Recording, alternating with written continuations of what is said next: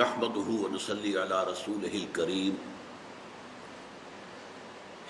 اما بعد فقد قال الله تبارك وتعالى كما ورد في الركوع الثاني من سورة التغابن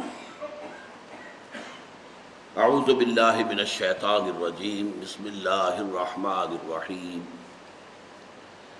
ما أصاب من مصيبة إلا بإذن الله ومن يؤمن بالله يهد قلبه والله بكل شيء عليم وأطيعوا الله وأطيعوا الرسول فإن توليتم فإنما على رسولنا البلاغ المبين الله لا إله إلا هو وعلى الله فليتوكل المؤمنون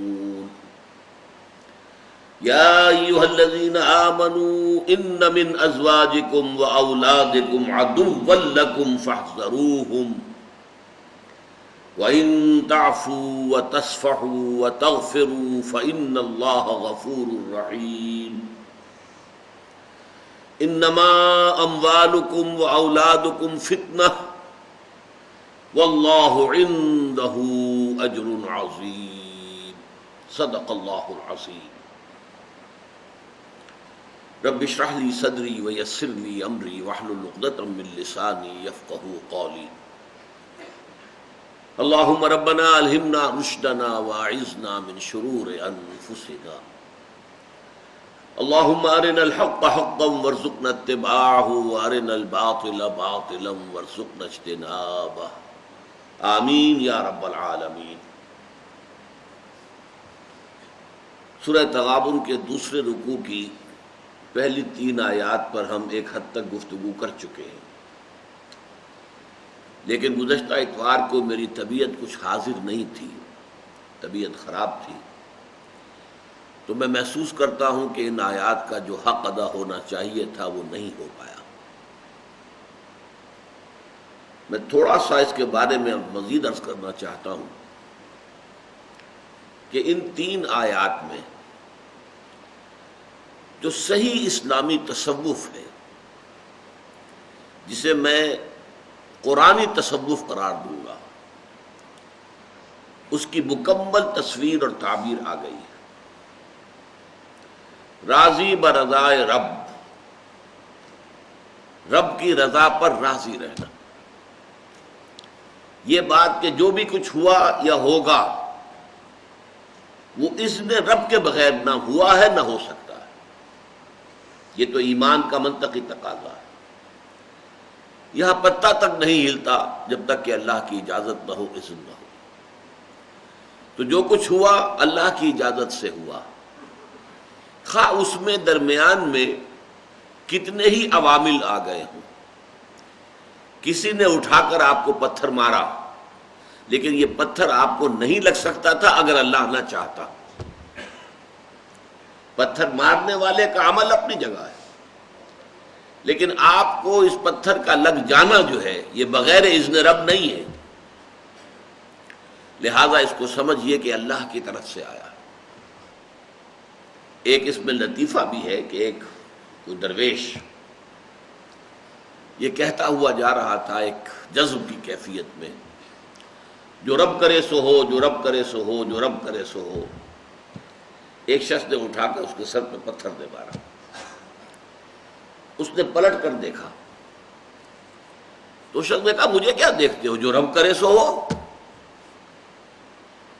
تو اس درویش نے جواب دیا کہ یہ پتھر مجھے تو رب کے مارے ہی لگا ہے، لیکن میں دیکھ یہ رہا تھا کہ بیچ میں منہ کس کا کالا ہو گیا، کس نے اپنے لیے جو ہے وہ عذاب اللہ کا کما لیا، ورنہ مجھے بہرحال یہ پتھر لگا ہے تو اس میں اذن رب شامل ہے۔ اچھا، اب جو شے اذن رب سے ہو رہی ہے، بندہ مومن کا اگر اپنا تعلق اللہ کے ساتھ مخلصانہ ہے، اس میں منافقت نہیں ہے، اس میں ریا نہیں ہے، اس میں دھوکہ نہیں ہے، اس میں فریب نہیں، مخلصین لہ الدین، تو اللہ تعالیٰ کا تعلق بھی اس کے ساتھ ریسیپروکیٹ کرتا ہے۔ اللہ تعالیٰ انا عند ظن عبدی بی، حضور یہ اللہ کا قول ہے حدیث قدسی میں کہ میرا بندہ میرے بارے میں جو کچھ گمان کرتا ہے میں وہی سلوک اس کے ساتھ کرتا ہوں۔ اللہ تعالیٰ بھی مخلص ہے، اللہ تعالیٰ کی مرضی کے بغیر کچھ نہیں ہو سکتا، تو یقیناً جو کچھ ہوا ہے اس میں میرے لیے خیر ہے، چاہے فوری طور پر مجھے ناگوار گزرا ہے، مجھے تکلیف ہوئی ہے، میرے لیے یہ شے جو ہے ناپسندیدہ ہے، لیکن ان دی لانگ رن مجھے یقین ہے کہ اس میں خیر ہے۔ بیدک الخیر انک علی کل شیء قدیر، اے اللہ تیرے ہاتھ میں خیر ہی خیر ہے، تو ہر چیز پر قادر ہے۔ اچھا جو ہوگا وہ بھی اذن رب کے بغیر نہیں ہوگا، یہی تصور اس کے بارے میں ہونا ضروری ہے۔ اسی کا نتیجہ یہ نکلتا ہے جس کو قرآن مجید بار بار کہتا ہے، بار بار کہتا ہے، بار بار کہتا ہے، لا خوف علیہم ولا هم یحزنون۔ کیا مطلب اس کا؟ نہ ان پر کوئی خوف ہے نہ حزن سے دو چار ہوتے ہیں۔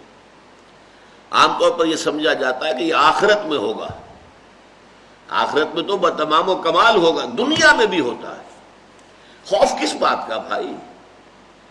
ہوگا وہی جو میرا رب چاہے گا، وہ میرا دوست ہے، میں اس کا ولی، وہ میرا ولی۔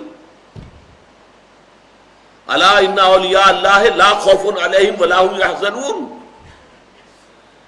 جو اللہ کے ولی ہوتے ہیں، اللہ کے دوست ہوتے ہیں، ان کے نہ کوئی خوف ہوتا نہ حزن ہوتا۔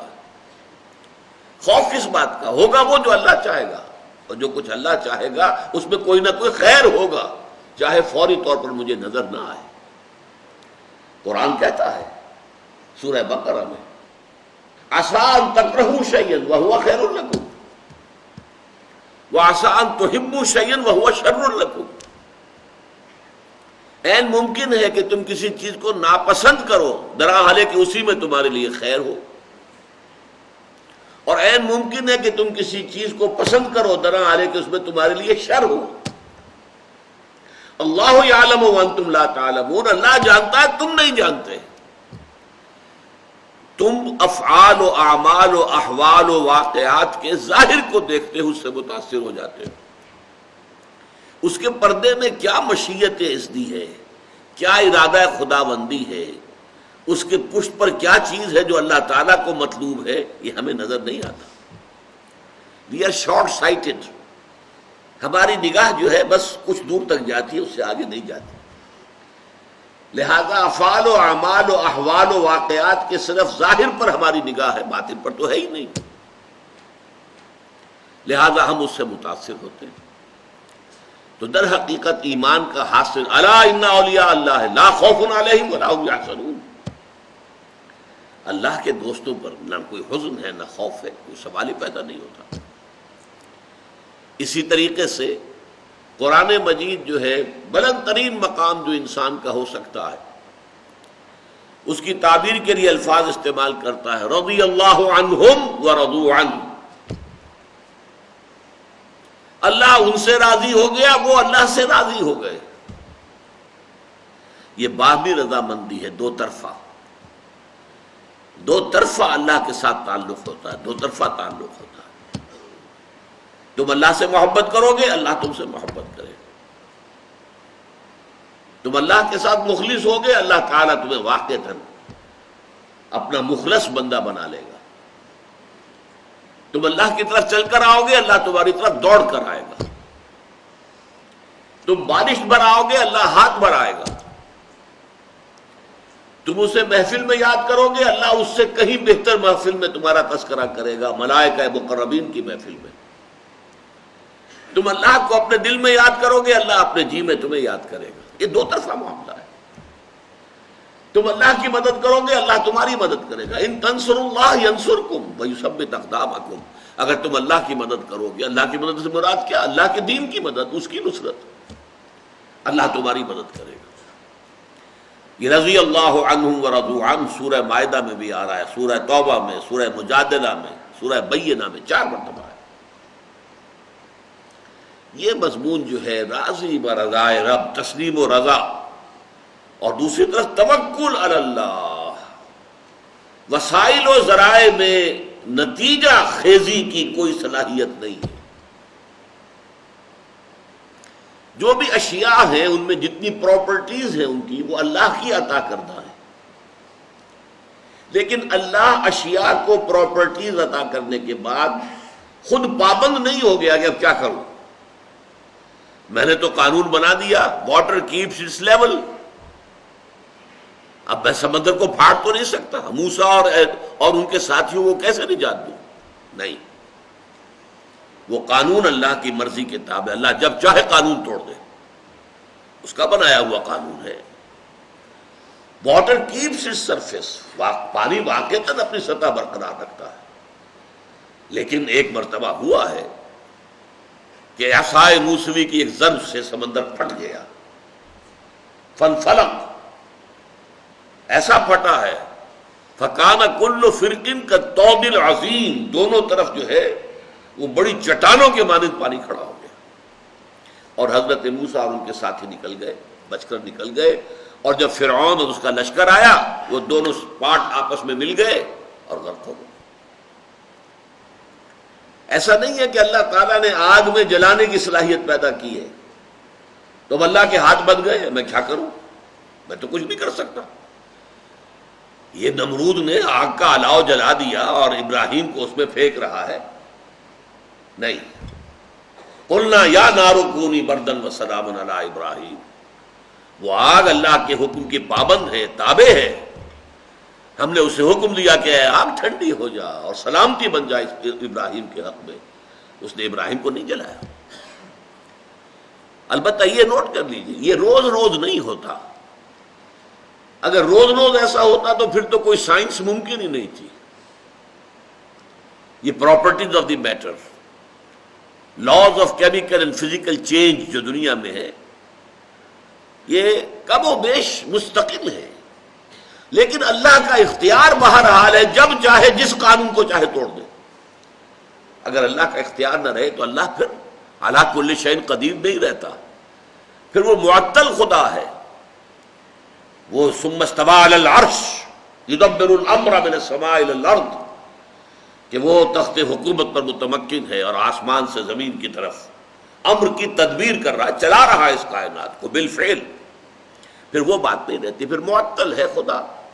یہ فلسفیوں کا تصور ہے خدا کے بارے میں کہ خدا کریٹر تو ہے، پیدا کیا ہے اس نے، لیکن کریٹ کرنے کے بعد اب وہ علیحدہ بیٹھا ہوا ہے، اسے اس کائنات کی ڈے ٹو ڈے ورکنگ سے کوئی تعلق نہیں۔ یہ تو جو اس نے سیٹ آف لاز بنا دیے ہیں، کیمیکل چینج، فزیکل چینج کے قوانین بنا دیے ہیں، اس کے تحت آپ سے آپ یہ کائنات چل رہی ہے۔ جیسے آپ دیکھتے ہیں کہ ایک فٹ بال کے کھلاڑی نے کک لگائی، اب وہ بال گئی، اب وہ جا رہی ہے، اب اس کھلاڑی کے اختیار میں نہیں ہے کہ روک لے اسے، وہ تو جائے گی، وہ تو زمین کی فرکشن ہے جو اسے روکے گی، اگر زمین میں فرکشن نہ ہو تو وہ رکے گی نہیں، وہ تو جاتی جائے گی۔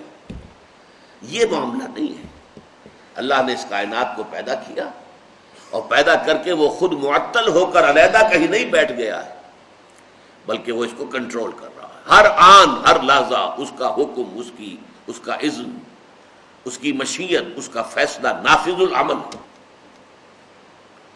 تو یہ ہے در حقیقت راضی برضائے رب رہنا۔ اس کو ہمارے ہاں شاعروں نے بھی بڑی عمدگی سے پیش کیا ہے۔ برو کشید ز پیچا کے ہست و بود برا، چہ عقدہا کے مقام رضا کشود برا۔ علامہ اقبال کا بڑا خوبصورت شعر ہے۔ یہ جو آدمی پیچ و تاب میں کھاتا ہے، یہ کیوں ہو گیا، یہ کیسے ہو گیا، یہ نہیں ہونا چاہیے تھا، یہ اس نے کر دیا، یہ اس نے میرا کام بگاڑ دیا، اندر ہی اندر پیچ کھا رہا ہے۔ لیکن جب معلوم ہوا یہ تو جو کچھ ہوا اللہ کے کیے ہوا، وہ سارا پیچ ختم، وہ غصہ ختم۔ اگرچہ میں پچھلی مرتبہ بتا چکا ہوں، اس کا یہ مطلب نہیں کہ مجرموں کو سزا نہ دی جائے یا غلط کاروں سے انتقام نہ لیا جائے، نہیں، یہ اپنی جگہ ہے۔ وہ جس کا منہ بیچ میں کالا ہوا ہے وہ مستوجب سزا ہے، اسے سزا ملنی چاہیے کہ تم نے پتھر مارا ہے ایک درویش کو، لیکن وہ درویش یہ سمجھے گا اور اسے سمجھنا چاہیے کہ مجھے جو پتھر لگا ہے تو اذن رب کے بغیر نہیں لگا. شاید اللہ تعالیٰ میرے دماغ سے کوئی خناس نکالنا چاہتا تھا، شاید کوئی تکبر، کوئی گھمنڈ، کوئی اور خناس میرے دماغ میں جو ہے وہ سوار ہو گیا تھا، جسے اس ضرب نے آ کر نکال دیا. کوئی نہ کوئی خیر ہے اس میں میرے لیے، اس کا انداز یہ ہو. البتہ مجرموں کو سزا دو، اس کے بغیر معاشرہ ٹھیک نہیں رہے گا. وَلَكُمْ فِي الْقِصَاصِ حَيَاتٌ يَا أُولِي الْأَلْبَابِ. برو کشید ز پیچا کے ہست بود مرا، چے عقدہا کے مقام رضا کشود مرا. کیسے کیسے عقدے ہیں جو اس مقام رضا نے میرے لیے کھول دیے. کسی نے کچھ کر دیا، کتنا آسان ہو جائے گا معاف کرنا. اچھا میں معاف کرتا ہوں، اس لیے کہ مجھے اگر لگا ہے تو یہ صرف تمہارے مارے نہیں لگا ہے، یہ اللہ تعالیٰ کی مرضی سے لگا. آسان ہو گیا نا. اگر 100% اسی کی طرف منسوب کرو گے تم نے کیا یہ، تو پھر اس کو معاف کرنا آسان نہیں ہوگا. توکل علی اللہ، اس کے معنی بھی بتا چکا ہوں. یہ معنی نہیں ہے کہ محنت نہ کرو، مشقت نہ کرو، اسباب و وسائل حاصل کرنے کی کوشش نہ. نہیں، اعدوا لهم ما استطعتم، اپنے امکان بھر جو کچھ کر سکتے ہو کر گزرو، جتنا سامان جمع کر سکتے ہو جمع کرو. لیکن کبھی یہ نہ سمجھنا کہ نتیجہ جو ہے وہ ان وسائل اور ذرائع کے اوپر ہے. وہ اللہ تعالیٰ کے اختیار میں ہے. وسائل دھرے رہ جائیں گے، کوئی نتیجہ نہیں نکلے گا اگر اللہ کی مرضی نہیں، اور بغیر وسائل کے نتیجہ نکل آئے گا اگر اللہ چاہے. توکل اللہ پر اور راضی برضا اللہ کے ساتھ، اور ان دونوں کو جمع کر دیں تو پھر کہتے ہیں تفویض الامر الی اللہ، اللہ کے حوالے اپنی بات کر دینا. اے اللہ تو کر جو کرنا چاہتا ہے. دیکھیے اس کا ایک بڑا باریک نتیجہ نکلتا ہے. ہم دعا کرتے ہیں اللہ یوں کر دے، کیا مطلب؟ ہم اللہ کو پڑھا رہے ہیں، سکھا رہے ہیں؟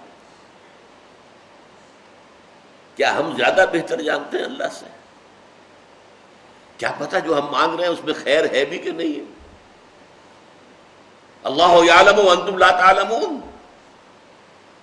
عسیٰ ان تکرہوا شیئا وہو خیر لکم. اے اللہ ایسا نہ ہو جائے، ہو سکتا ہے اسی میں خیر ہو، اور اے اللہ ایسا ہو جائے، ہو سکتا ہے اس میں شر ہو. شر مانگ رہے ہو.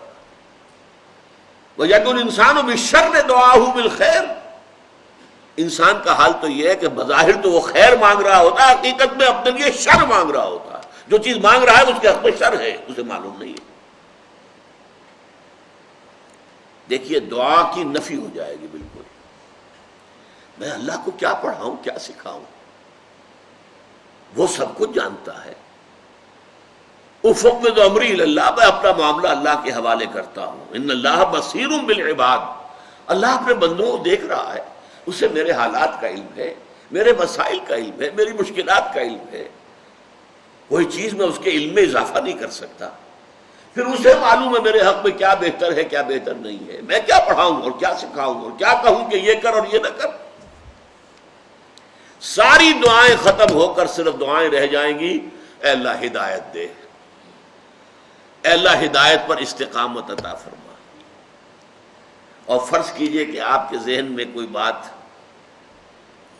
کسی چیز کا رجحان ایسا ہو جائے تو اچھا ہے، پیدا ہو ہی گیا، تب بھی آپ دعا کیا کریں گے؟ اس کا نام دعا استخارہ ہے، جس کے بارے میں صحابہ فرماتے ہیں کہ حضور نے ہمیں یہ دعا استخارہ ایسے سمجھائی اور سکھائی اور پڑھائی جیسے قرآن. وہ استخارہ کیا ہے؟ اے اللہ میرے ذہن میں یہ بات آ رہی ہے، لیکن اللہم انی استخیرک بعلمک واستقدرک بقدرتک. اے اللہ میں خیر کا طالب ہوں تیرے علم سے اور تیری قدرت سے. فإنک تعلم ولا اعلم، تو جانتا میں نہیں جانتا. وتقدر ولا اقدر، اور تجھے اختیار حاصل ہے مجھے کوئی اختیار حاصل نہیں. اللہم ان کنت تعلم، اے اللہ اگر تیرے علم میں یہ ہے ان ھذا الامر، کہ یہ معاملہ جو میرے دماغ میں آیا ہے، ان ھذا الامر خیر لی فی دینی و معاشی و عاقبت امری، اگر یہ واقعتاً میرے حق میں خیر ہے دینی اعتبار سے بھی، دنیاوی اعتبار سے بھی اور آخرت کے اعتبار سے بھی، فاقدرہ لی و یسرہ لی ثم بارک لی فیہ، تو پھر اس چیز کو میرے لیے مقدر کر دے، آسان کر دے، مجھے وہ شے دے دے، اور پھر مجھے اس میں برکت بھی عطا فرما۔ وَإِن كُنتَ تَعْلَمُ أَنَّ هَذَا الْأَمْرَ شَرٌّ لِّي فِي دِينِي وَمَعَاشِي وَعَاقِبَةِ أَمْرِي، اگر تیرے علم میں یہ ہے کہ یہ معاملہ شر ہے، جو میرے دماغ میں تو آیا ہے لیکن یہ معاملہ شر ہے میرے لیے، میری دنیا کے اعتبار سے بھی، میرے دین کے اعتبار سے بھی، آخرت کے اعتبار سے بھی، فَاصْرِفْهُ عَنِّي، تو اے اللہ اس کو مجھ سے دور کر دے، وَاصْرِفْنِي عَنْهُ، مجھے اس سے دور کر دے، اسے مجھ سے دور کر دے، وَاقْدُرْ لِي الْخَيْرَ حَيْثُ كَانَ، اور میرے لیے طے فرما دے خیر بھلائی جہاں بھی کہیں میں ہوں، ثُمَّ أَرْضِنِي بِهِ، پھر مجھے اس پر راضی کر دے، میرے دل میں کوئی شکوہ نہ رہے، یہ نہ یوں نہ ہوتا یہ ہو جاتا، نہیں، پھر اللہ پر گویا کہ ووٹ آف نو کانفیڈنس ہے، یہ یوں ہو جاتا یوں نہ ہوتا، کیا ہے اللہ نے، تو in a way it's a vote of confidence, no confidence in Allah. یہ ہیں اصل میں چیزیں ایمان کے اصل حقائق۔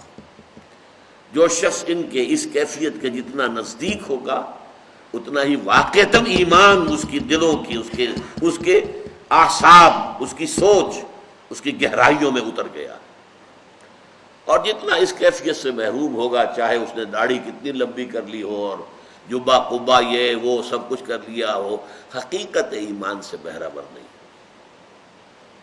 اس سلسلے میں 2 حدیثیں بھی آپ کو سنانا چاہتا ہوں۔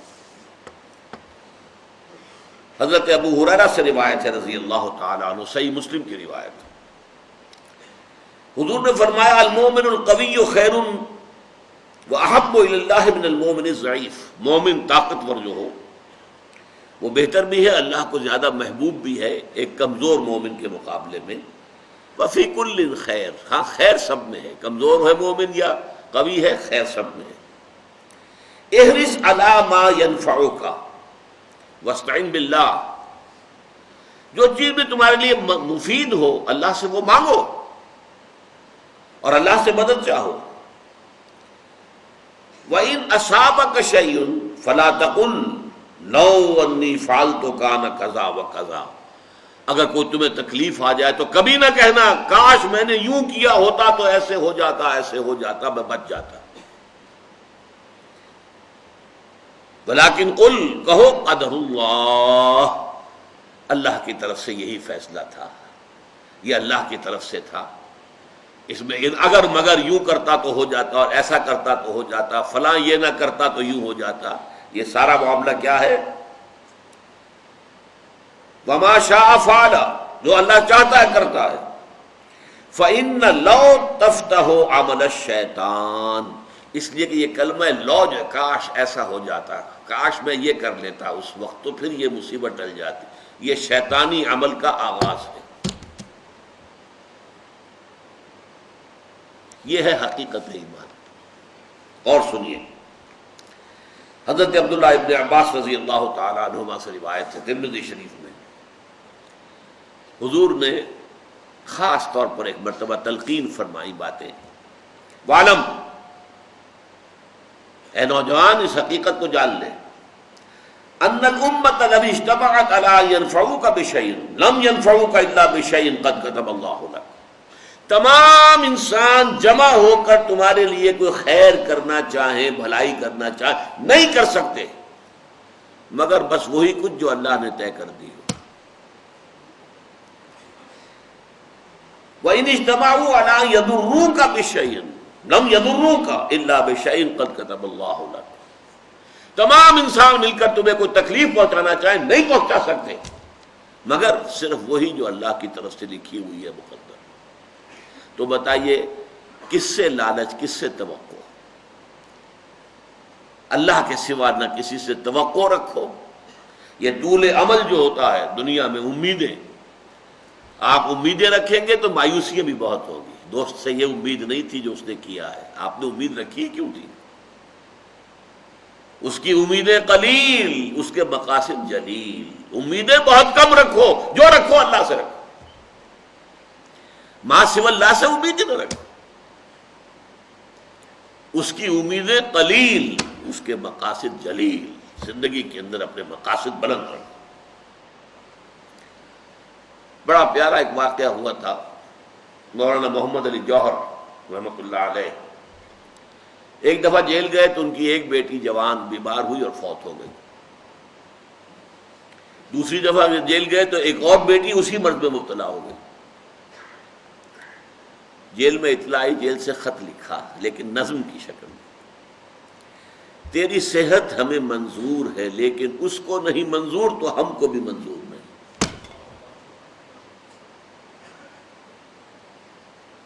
یہ ہے راضی برضائے رب، رب کی رضا پر راضی رہنا، اس کے فیصلے پر مطمئن رہنا، کوئی شکوہ کوئی شکایت نہیں، رضائے حق پہ راضی رہے۔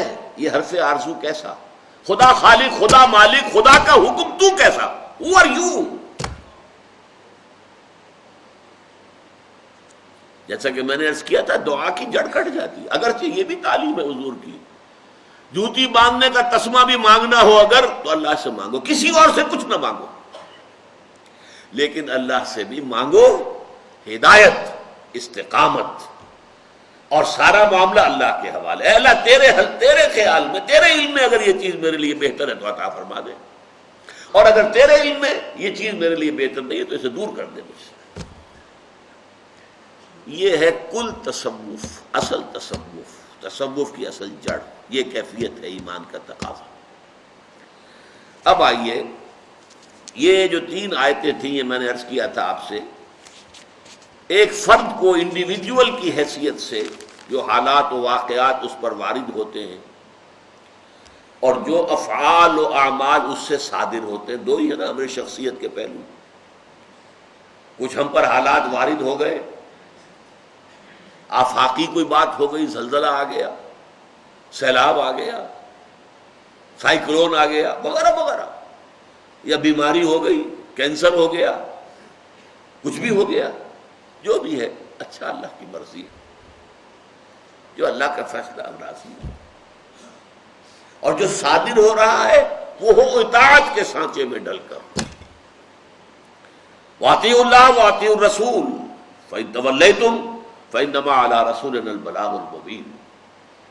اطاعت کرو اللہ کی، اطاعت کرو رسول کی، اور اگر تم نے منہ موڑ لیا تو جان لو کہ ہمارے رسول پر سوائے صاف صاف پہنچا دینے کی اور کوئی ذمہ داری نہیں۔ بڑا پیارا شعر یاد آیا ہے مجھے، فانی تیرے عمل ہمتن جبر ہی سہی، سانچے میں اختیار کے ڈھالے ہوئے تو ہیں۔ ہمیں محسوس تو ہوتا ہے نا کہ ہمارا اختیار ہے، میں یہ کروں یا نہ کروں، اس کو اٹھا لوں یا نہ اٹھاؤں، اٹس مائی چوائس۔ لیکن ایک خیال یہ کہ نہیں، انسان جو ہے وہ مجبور محض ہے، میں اس کا قائل نہیں ہوں اس وقت، وہ تو شعر اچھا ہے اس لیے سنا دیا آپ کو۔ میں کہتا ہوں اگرچہ مجھے میرے نفس کی کوئی خواہش ہے، وہ نفس کی خواہش ہے، لیکن وہ اطاعت خداوندی اور اطاعت رسول کے سانچے میں ڈھل کر ہو۔ پیٹ کھانے کو مانگتا ہے، حلال کھاؤ حرام مت کھاؤ، جنسی شہوت ہے حلال سے پوری کرو، حرام سے نہیں۔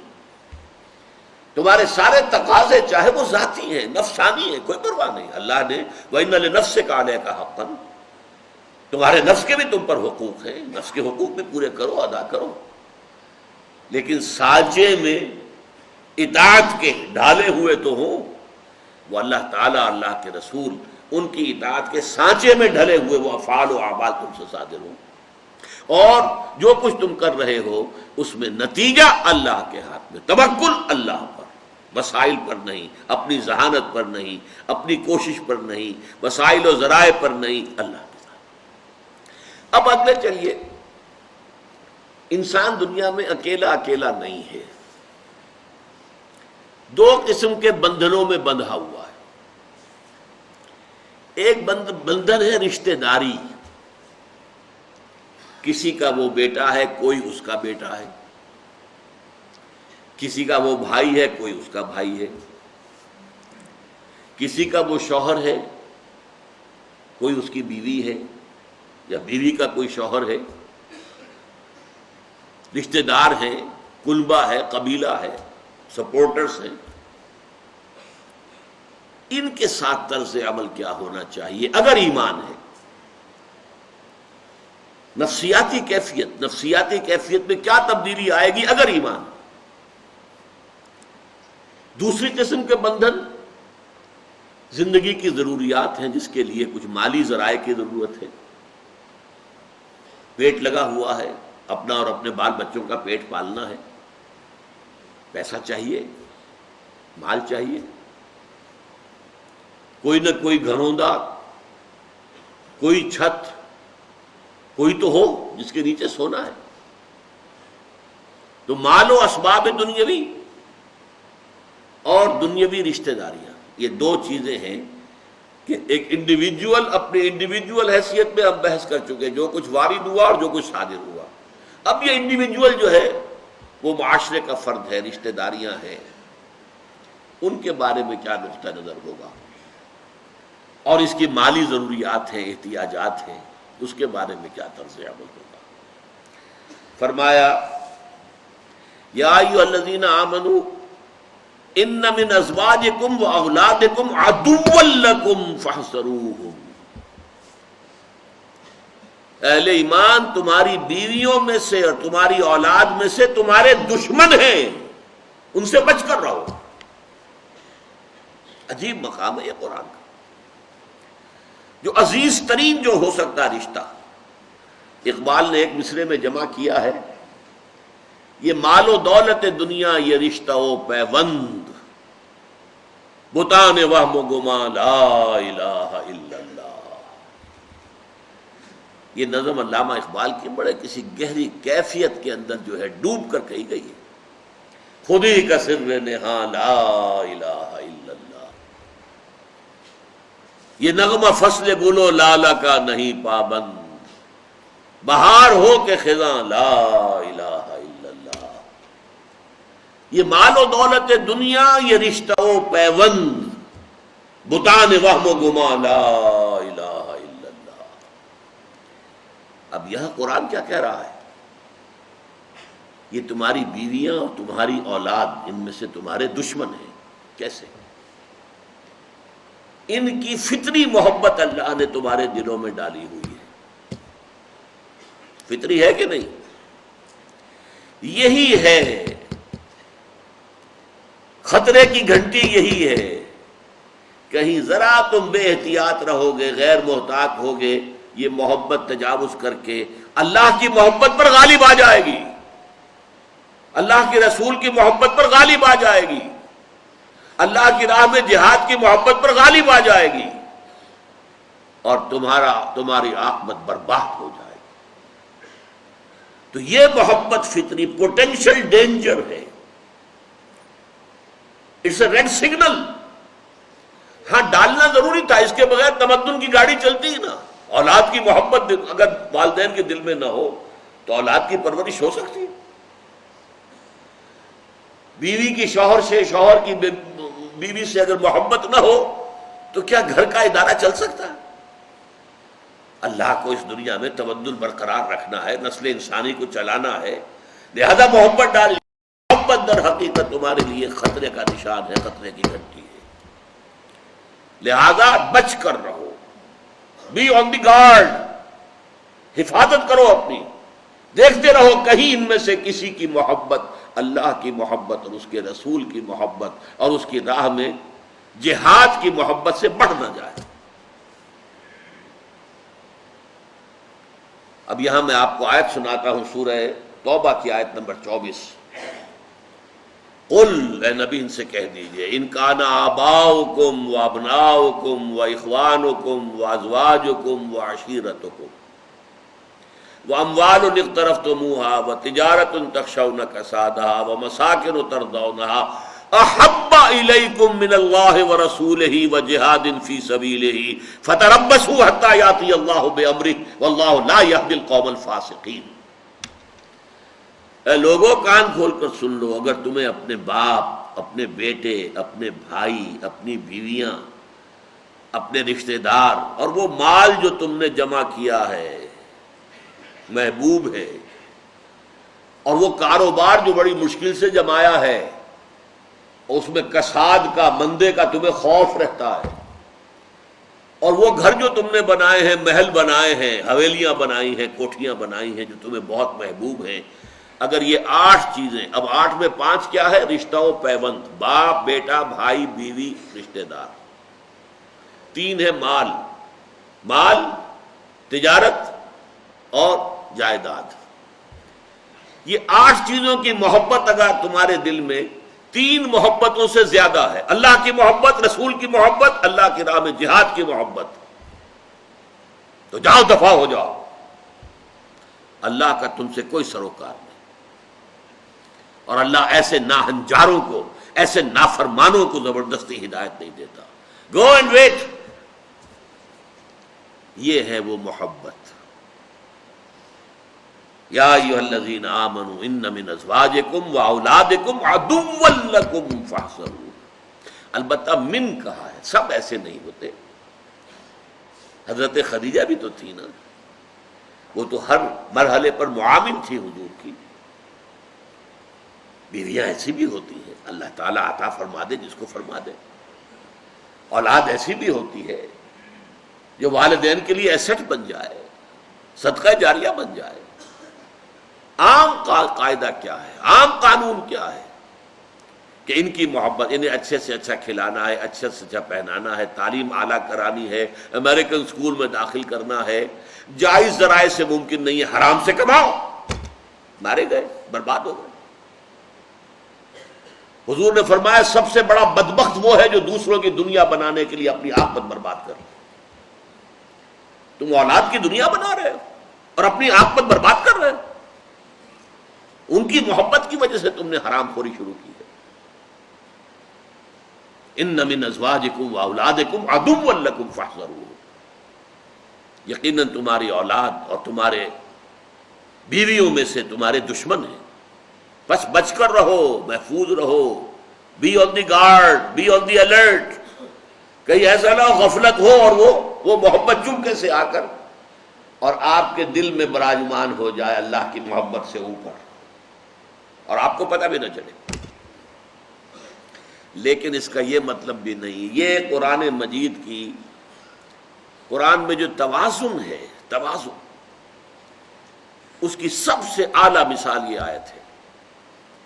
ایک طرف بیوی اور اولاد کو دشمن قرار دیا جا رہا، دوسری طرف وَإِن تَعْفُوا وَتَصْفَحُوا وَتَغْفِرُوا فَإِنَّ اللَّهَ غَفُورٌ رَحِيمٌ.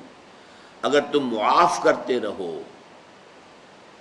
اگر چشم پوشی سے کام لو، ان کی خطائیں بخشتے رہو، تو اللہ بھی تو غفور الرحیم ہے.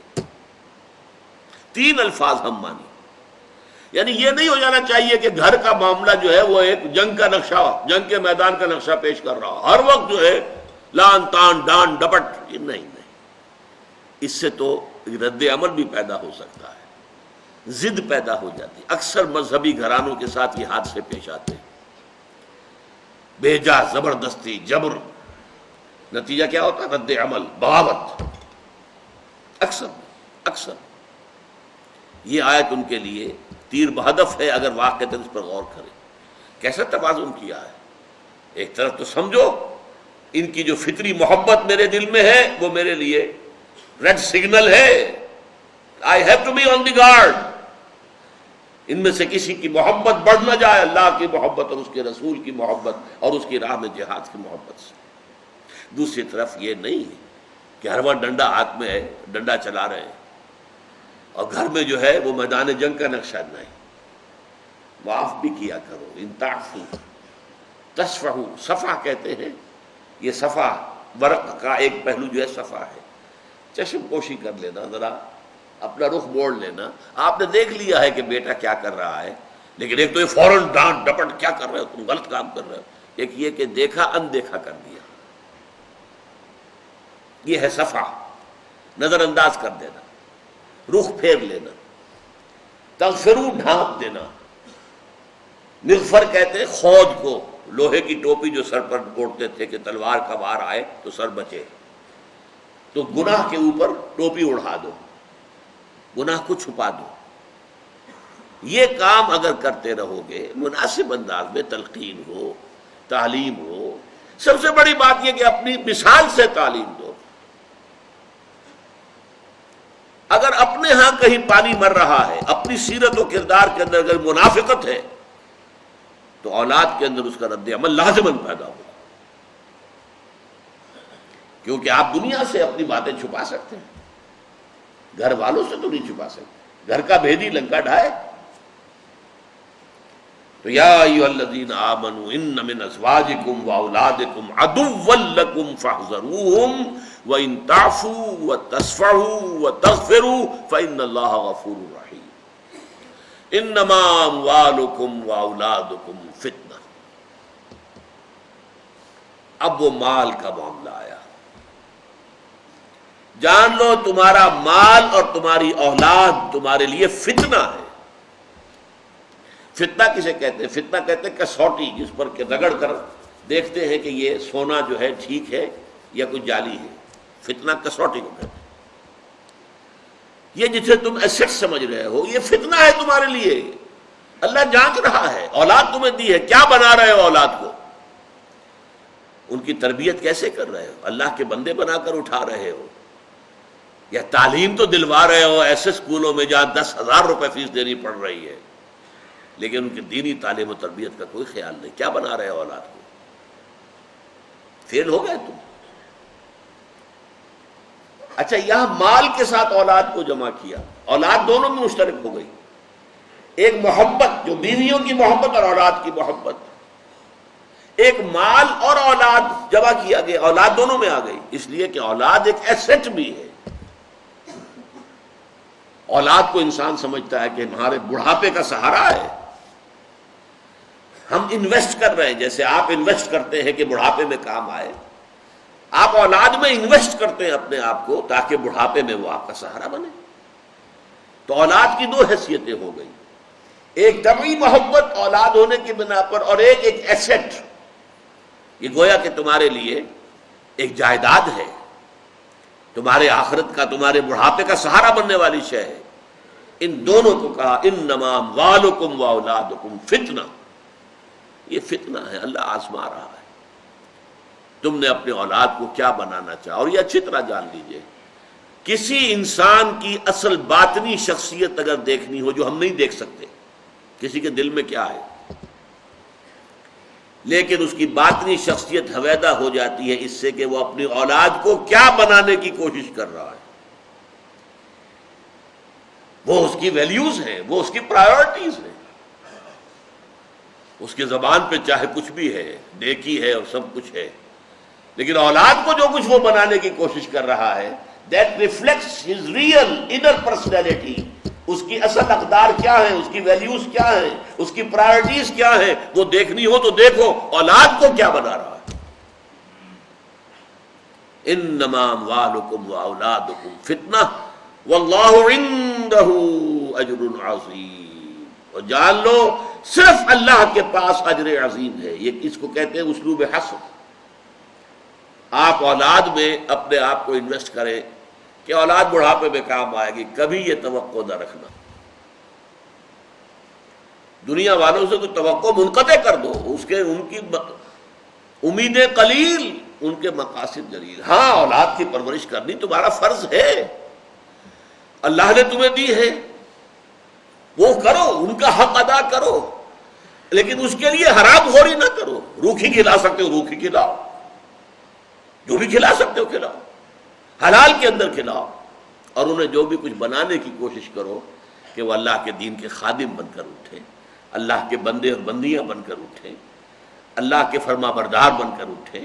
اپنے سے کوشش کرو اور کبھی توقع نہ رکھنا. اجر صرف اللہ کے پاس ہے، کسی کے پاس اجر نہیں ہے. یہاں تو مجھے ایک ہسٹری آف انگلینڈ میں ایک واقعہ آتا ہے کہ ایک بادشاہ تھا، بہت حریص تھا، بہت دولت جمع کرنا چاہتا تھا. اس کا جو وزیر تھا اس کو کہا جاتا تھا یہ ایسا کانٹا ہے، ہر جگہ سے پیسہ نکال کے لا کے بادشاہ کے لیے جمع کرا دیتا ہے.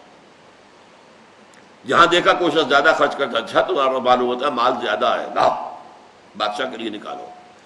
جہاں دیکھا کوئی شخص برے حال میں، تم بڑے بخیل لگتے ہو، تم نے بہت کم مال اپنے پاس رکھا ہوگا، نکالو. آخری عمر میں بادشاہ نے پھر اسے ذلیل کیا. بڑی حسرت سے اس نے کہا had I served God as I served the king. اگر میں نے کہیں بادشاہ کی خدمت اللہ کی خدمت اس طرح کی ہوتی جیسے کہ میں نے بادشاہ کی خدمت کی تھی وہ مجھے میرے اس بڑھاپے میں ذلیل نہ کرتا. لیکن یہ حسرت ہے. اللہ تعالیٰ اس حسرت ناک انجام سے بچائے. بارک اللہ لی ولکم فی القرآن العظیم ونفعنی وإیاکم بالآیات والذکر الحکیم.